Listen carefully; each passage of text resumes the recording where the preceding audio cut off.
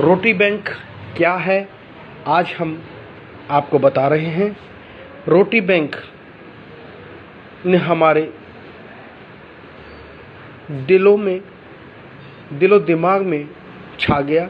उसने हमें इतना प्रभावित किया कि हम स्वयं रोटी बैंक को चलाने की सोच रहे हैं। अब हम सोच नहीं रहे, अब हम इसे अवश्य चलाएंगे। हम जानते हैं भूखों का पेट भरना क्या मायने रखता है। जब हमने सुना बुंदेलखंड में लोग घास की रोटियां खाते हैं, सिर्फ अपने को जीवित रखने के लिए, अपने अस्तित्व को बनाए रखने के लिए, हमारी आंखें भर आई साहब।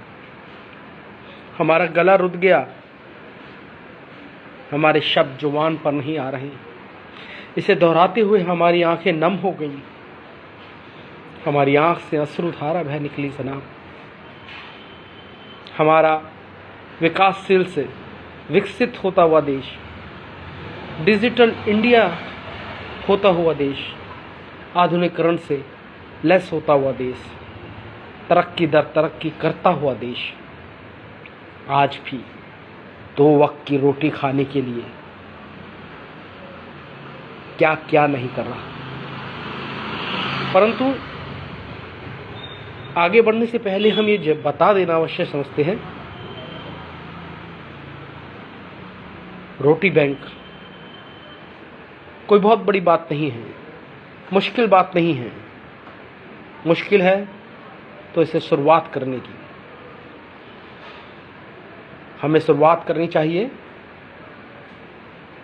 उन लोगों के लिए जो गरीबी रेखा में जी रहे हैं। किसी नेतागण ने भाषण दिया, 32 रुपये कमाने वाला अमीर आदमी है।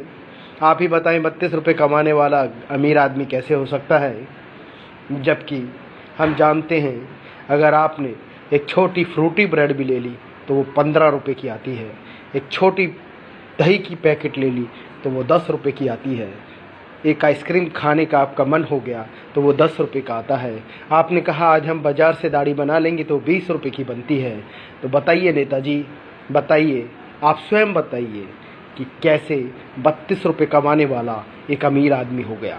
अगर वो पिक्चर देखना चाहे तो इसका मतलब आज की तारीख में वो पिक्चर सिनेमा हॉल में नहीं देख सकता नेताजी। भूख से मरते लोग आज भी रोटी रोटी को, दाने दाने को, अन्न को तरस रहे हैं, और आप कहते हैं कि 32 रुपये कमाने वाला अमीर आदमी है। हम आगे बढ़ते हैं। हम आपको बता देना चाहते हैं, रोटी बैंक के लिए कई लोगों ने कई जगह देश में अपने आप स्थापना करी।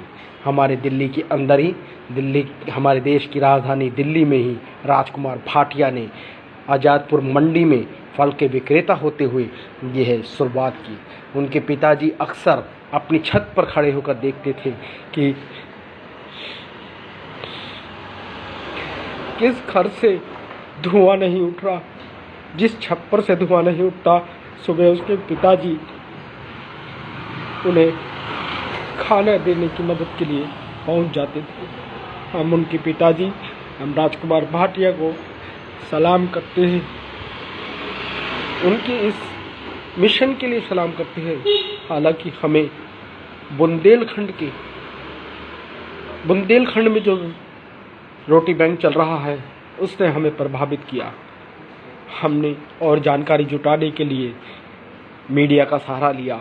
हमें राजकुमार भाटिया की तस्वीर सामने आई। हमें पता चला मुंबई में शिवानंद डीजी ऑफिसर, पुलिस से रिटायरमेंट ऑफिसर भी इस कार्य को बखूबी अंजाम दे रहे हैं। इन सब से प्रभावित होकर, ख़ास तौर पर बुंदेलखंड के से में प्रभावित होकर हम भी रोटी बैंक की स्थापना या शुरुआत करने जा रहे हैं। मैं स्वयं इस रोटी बैंक की स्थापना को शुरुआत करूंगा। अपने गली मोहल्लों में 5-10 आदमियों को बताऊंगा कि हम रोटी बैंक शुरू कर रहे हैं। यदि आप इससे जुड़ना चाहें तो जुड़ सकते हैं। मेरा फ़ोन नंबर है 850 690 2567। कोई हमारे पैसों की कोई मांग नहीं। कोई भी व्यक्ति किसी प्रकार का खाना देना चाहे वो हमें दे सकता है। जी हाँ, मैं उत्तम नगर में रहता हूँ, विश्वास पार्क में। किसी की भी तमन्ना हो वह हमें दे सकता है। मैं स्वयं समाज सुधार से जुड़ा हुआ हूँ।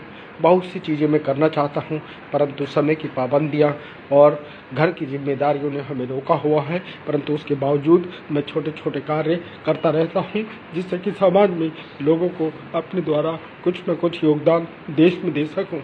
बाकी बातें बाद में करूँगा, मेरा गला पूरा रुक चुका है। मगर रोटी बैंक के लिए जो भी हमसे जुड़ना चाहे, मेरा नंबर है 850 690 2567 8506902567। आप सबका धन्यवाद। मैं ज़्यादा नहीं बोल पाऊँगा, बहुत कुछ बोलने को है, लेकिन मेरा गला रुक गया।